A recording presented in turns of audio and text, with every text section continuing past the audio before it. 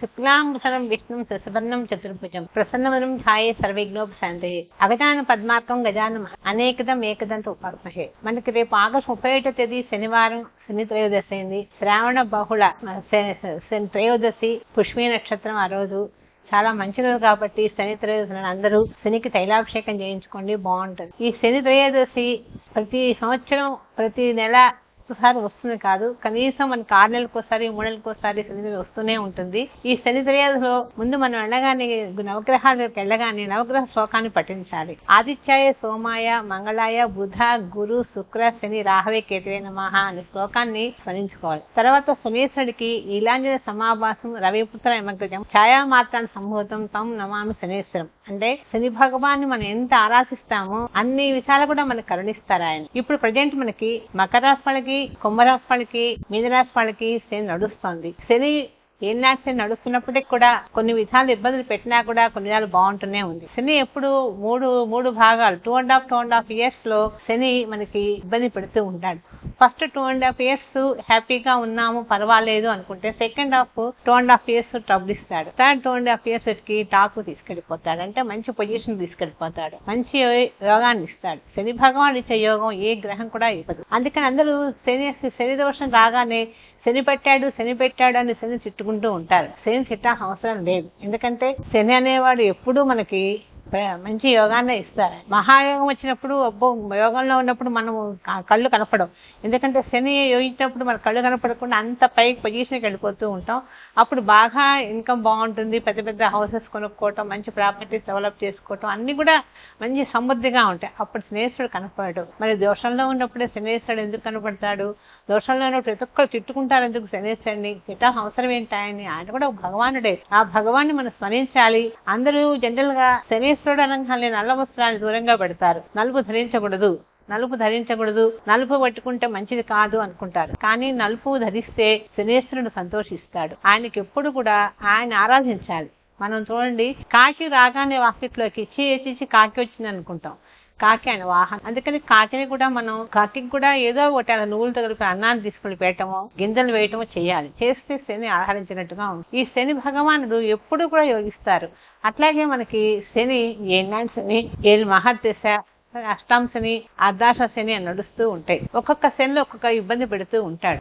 శని తప్పించుకుంటామా అంటే తప్పించుకోలేము. ఎందుకంటే శని దోషమే కాదు, ఏ దోషాన్ని కూడా మనం తప్పించుకోలేం. ప్రతి దోషాన్ని మనం అనుభవించినప్పుడే దాని యొక్క పరిపక్వత వస్తుంది. దేనికైనా పరిపూర్ణం రావాలి అంటే అనుభవించాలి. అనుభవిస్తేనే మనకి అన్ని విధాలు కూడా కరుణిస్తుంది, బాగుంటుంది. శని భగవానుడు ప్రతి ఒక్కళ్ళు ఏమంటారంటే, శని వచ్చిందమ్మా, శనిగ్రహం కదా, శనిగ్రహంతో ఏం చేస్తాము, ఎప్పుడు చికాకులని ఇళ్ళం. కానీ మనం చేసే పనుల్లో కూడా కొన్ని తప్పులు ఉంటాయి. ప్రతి దానికి కూడా శని తిట్టుకుంటూ కూర్చోవటం కాదు. మనం కూడా ఇంట్లో పరిశుభ్రంగా ఉంటాం, ఒక అన్టైమ్లీగా పనులు చేసుకోవటం అట్లాంటివి ఉండకూడదు. శని అన్ని ఇల్లు శుభ్రంగా ఉంటేనే అన్ని విధాలు బాగుంటుంది. ఇంట్లో ఇల్లాలు శుభ్రంగా ఉంటేనే కుటుంబం బాగుంటుంది, అన్ని విధాలు కూడా బాగుంటుంది. అంతేగాని మనం చేసే పనులు సక్రమంగా లేకుండా భగవంతుడిని అస్తమానం తిట్టుకుంటూ కూర్చుంటే ఎలా జరుగుతుంది? పిల్లల్ని కూడా కొంతమంది శనిలాగా దాపరించాడమ్మా అంటారు. పిల్లాడేం చేశాడు? శనిలాగా దాపరించాడు, కానీ శనేశ్వరుడు కాదు కదా. కానీ వాడు చేసే అల్లని బట్టి వాడు అలా తీస్తారు. మరి మిగిలిన గ్రహాలు ఏమైనాయి? మరి వాటిని కూడా అనుకోవాలి కదా. ఎందుకు అనుకోరు? ఒక శనేశ్వరుడికే అంత ఇది ఇచ్చారు. కానీ శనేశ్వరుడు ఇచ్చే యోగం గాని భోగం గాని ఏ గ్రహం ఇవ్వదు. అంత మంచి యోగాన్ని ఇస్తారు ఆయన. అలాంటి శనేశ్వరుని మనం రేపు శని త్రయోదశి శనివారం 31వ తేదీ అయింది. ఆ రోజు చక్కగా అందరు గుడికెళ్ళి తైలాభిషేకం చేయించుకోండి. శని దోషం ఉన్నవాళ్ళు, మీనరాశి వాళ్ళు, మకర రాశి వాళ్ళు, కుంభరాశి వాళ్ళు ముఖ్యంగా శనికి తైలాభిషేకం చేయించి నువ్వులు దానం ఇవ్వండి. దాంతో పాటు గొడుగు కూడా దానం ఇవ్వండి. ఇచ్చినట్లయితే మీకు అన్ని విధాలు బాగుంటుంది. కానీ ఏలినాటి శని కూడా ఇప్పుడు మకర రాశి వాళ్ళకి, కుంభరాశి వాళ్ళకి ఈ సంవత్సరం 27వ తేదీతో కంప్లీట్ అవుతుంది. మీనరాశి వాళ్ళకి 29తో కంప్లీట్ అవుతుంది. అట్లాగే అష్టమ శని, అర్ధాశ శని కర్కాటక రాశి వాళ్ళకి, వృశ్చిక రాశి వాళ్ళకి నడుస్తుంది. వీళ్ళకి ఇంకా 1 year ఉంది కాబట్టి చికాకు కూడా అధికంగా ఉంటాయి. ఏలినాటి శని కంటే కూడా ఈ అష్టమ శని, అర్ధాశ శని బాగా చికాకు పడుతుంది. ఆరోగ్యంలో ఇబ్బందులు కూడా బాగా ఎదురవుతూ ఉంటాయి. అవన్నీ కూడా భరించాలి, ఏదైనా సరే అనుభవించాలి. అనుభవించినప్పుడే మన పరిపక్వత వస్తుంది. అంతేగా అనుభవించకుండా అది ఏంటిలే అని అంటే అలాగే ఉంటుంది. ఎవరో ఒక ఆయన నాతో, ఏమండి మీకు ఇప్పుడు శని దోషం మొదలైంది కదా, ఈ శని పీరియడ్ స్టార్ట్ అయింది, ఎలా ఉంటుందో ఏమో అన్నాను. జనరల్ గా అన్నా ఆయనతో. ఆయన ఏమన్నా తెలుసా, ఆ శని నన్నేం చేస్తాడు, నేనే శని ఎదిరిస్తాను అన్నాడు. కానీ ఆయన నిజంగా చెప్తున్నాను, నా కళ్ళ ముందు చూశాను కాబట్టి చెప్తున్నాను. ఆయన శనేశ్వరుడు ఆ మాట అన్న తర్వాత ఆయన ఉద్యోగం పోయింది, ఇల్లు అమ్ముకున్నాడు. ఆయన దోషంలో ఉన్నప్పుడు అన్ని తిరిగి చివరికి ఊళ్ళమ్మడి బట్టి తిరుగుతూ ఉన్నాడు. ఇవన్నీ ఏంటంటే భగవంతుడు చూపిస్తాడు మనకి. మనం తలగదేసేంత గొప్ప వాళ్ళ మాత్రం కాదు కదా. ప్రతి కూడా దోషంలో ఉన్నప్పుడు దోషాన్ని గుర్తించుకుంటూ దానికి తగ్గ పరిహారం చేసుకోవాలి.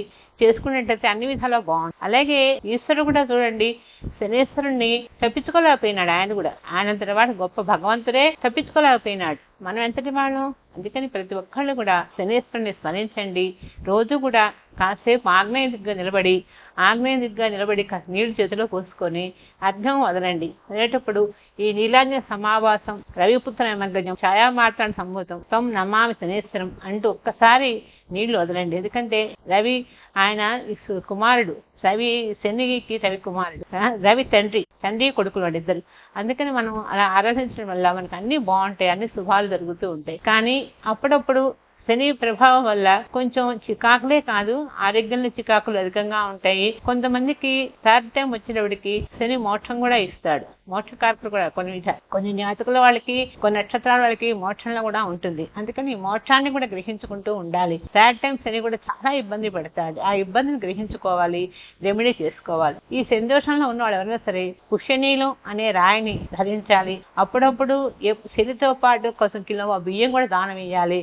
అలా ఇచ్చినట్టయితే ఏ దోషం ఉన్నా తొలగిపోతుంది. అట్లాగే ఈ శని అనేవాడు, శని భగవానుడు, మనం మందపల్లి పోదామా, ఇక్కడికి పోదామా అనుకుంటాం. శని భగవానుడు ఎక్కడెక్కడికో పోక్కర్లేదు. మనం ఉన్న ఊళ్ళల్లోనే నవగ్రహాలే శనీశ్వరుడు ఉంటాడు. మనస్సుకి ఉంటే మార్గం భగవంతుడు చూపిస్తాడు. ఎక్కడో పోయి చేయాల్సిన అవసరం లేదు. మన ఊళ్ళోనే, మన శివాలయాల్లోనే చక్కగా శనీశ్వరుడు ఉంటాడు. వెళ్ళి స్వామివారికి చక్కగా 19 ప్రదక్షిణాలు చేసి ఆయనకి నువ్వులు బెల్లం ఆయన పాదాల ముందు పెట్టి చక్కగా ప్రదర్శనం చేసి ఈ శ్లోకం పఠించుకుంటూ వచ్చి కాళ్ళు కట్టుకొని ఈశ్వరుడిని చూసి కనుక వెళ్ళినట్టయితే ఏ దోషాలు ఉండవు. శని అంత మంచి ప్రతిఫలాన్ని ఇస్తాడు. ఈశ్వరుడు కూడా చూడండి, ఆయన ఏమనుకున్నాడంటే నన్నేం చేస్తాడులే శని అని చెప్పి దాక్కున్నారు. ఏ చెట్టు బోర్లో దాక్కున్నాడు ఆయన, రావి చెట్టు బోర్లో. కానీ అందులో ఇరుక్కున్న తర్వాత శనేశ్వరుడు ఏంటి ఎక్కడొక్కో పోయినాడు, కనిపించట్లేదు, ఎత్తుక్కుంటూ ఉంటే అందులో నుంచి నెమ్మదిగా పడుకున్నాడు ఆయన. ఓహో నాయన, ఇక్కడ కూడా పట్టుకున్నావా శనేశ్వర, నీ భగవంతుడు నేనే ఇంత కష్టాలు పడుతుంటే ప్రజలు ఎంత ఏ పార్టీ వాళ్ళు ఏ కష్టమైనా భరించగలరా, నేనంటే ఎట్లా కొట్టి ఏదో ఒకటి చేసుకోండి, వాళ్ళు చేయలేరు కదా అని పక్కున్న నవ్వేట. నవ్వి ఈ రోజు నుంచి శనేశ్వరుడికి నేను నీకు నామధేయం పెడుతున్నాను. ఈ నామధేయంతో నువ్వు అందరికీ కూడా ఇబ్బంది లేకుండా ఇబ్బందులను తొలగిస్తూ జాగ్రత్తగా ఉండు అని చెప్పాట. అని శనేశ్వరుడు అప్పుడు నీకు శని ఈశ్వరుడు అని నామం పెట్టాట. శని ఈశ్వరుడు అని అంటే ఎందుకంటే ఈశ్వరుడు నామం కలిసింది కాబట్టి ఆయనకి. మనకి శనికి చేస్తే ఈశ్వరుడికి చేస్తున్నట్ట ఫలితం అనమాట. ఈ రెండు చేసి ఈశ్వరుడు దర్శించుకుంటే మనకు అన్ని విధాలా బాగుంటుంది. ఎలాంటి వాళ్ళకు కూడా ఈ దోషాలు తొలగాలంటే శని త్రయోదశి అందరూ కూడా చక్కగా శివాలయానికి వెళ్ళి జలాభిషేకం చేయించండి. కొంచెం దానం ఇవ్వండి, ఒక కొడుకు దానం ఇవ్వండి, బియ్యం దానం ఇవ్వండి, నువ్వులు దానం ఇవ్వండి. ఇలా ఇచ్చినట్టు బెల్లం కూడా కొంచెం దానం ఇవ్వండి.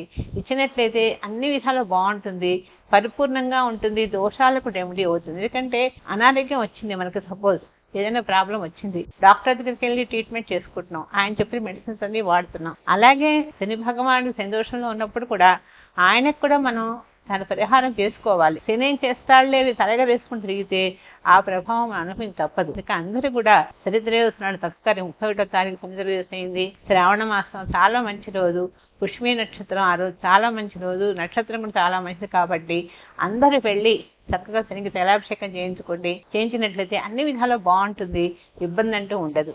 సర్వే జన సుఖినో భవంతు.